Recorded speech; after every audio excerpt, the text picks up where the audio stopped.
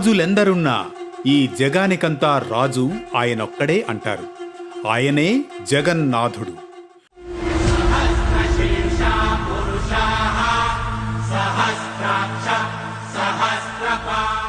ఒడిశాలోని పూరిలో ప్రతి ఏటా అంగరంగ వైభవంగా జరుగుతుంది జగన్నాథ రథయాత్ర.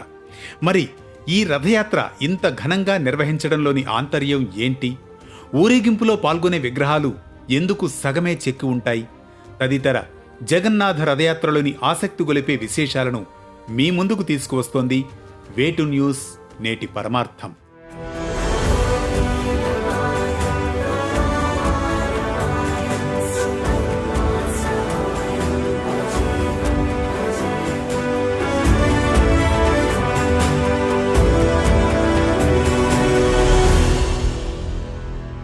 ప్రపంచ ప్రసిద్ధి చెందిన రథయాత్రలలో పూరి జగన్నాథుని రథయాత్ర ముఖ్యమైనది.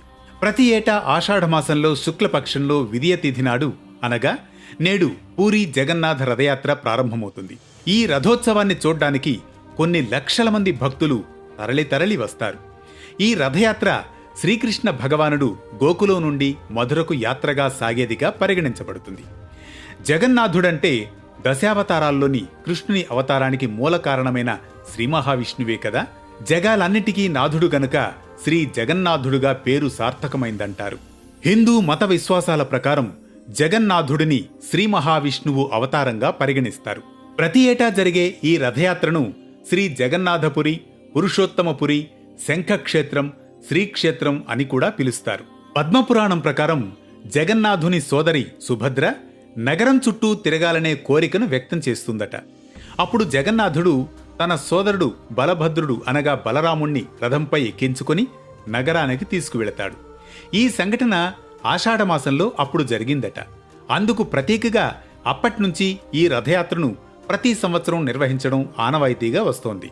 రథాన్ని తయారు చేసేందుకు ప్రతి సంవత్సరం కొత్త వేప చెట్టు, కొత్త కలప, కొత్త వెదురు బొంగులను మాత్రమే వాడుతారు. ఒక ప్రత్యేకమైన చెక్కను దారు అంటారు. ఈ రథాన్ని నిర్మించేందుకు ఉత్తమమైన కలపను ఎంపిక చేసిన తర్వాతే ఆ చెక్కతో రథం నిర్మాణం జరుగుతుందట. కానీ సగం రూపొందించిన విగ్రహాలే ఇక్కడ ఎందుకు పూజిస్తారో కూడా ఒక నేపథ్యం ఉంది, తెలుసుకుందాం.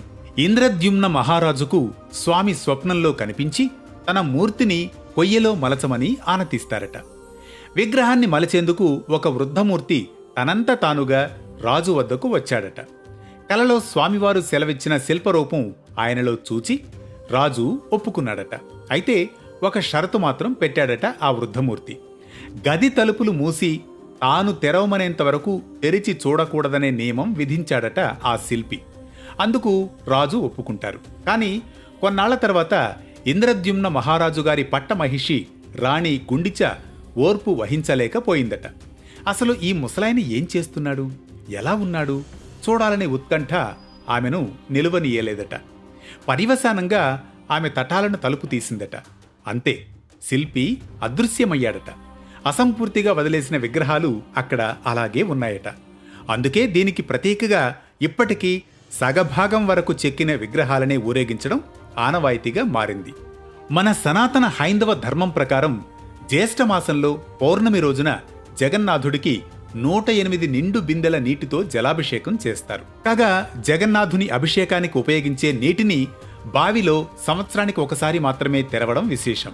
అందుకే ఈ యాత్రను సన్నయాత్ర అని కూడా అంటారు.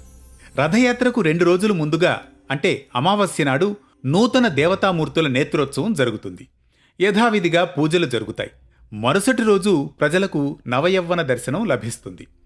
ఆషాఢ శుక్ల విదియ నాడు మేళ తాళాలతో ఉదయకాల పూజలు నిర్వహించి మణిమా జగన్నాథ అంటూ పెద్ద ఎత్తున నినాదాలు చేస్తూ విగ్రహాన్ని కదిలిస్తారు. ఈ జగన్నాథుని రథయాత్రలో పాల్గొనడం వల్ల సర్వతీర్థయాత్రల ఫలాలు లభిస్తాయంటారు భక్తులు. మరో విశిష్ట కథనంతో మళ్లీ కలుసుకుందాం వేటు న్యూస్ పరమార్థంలో.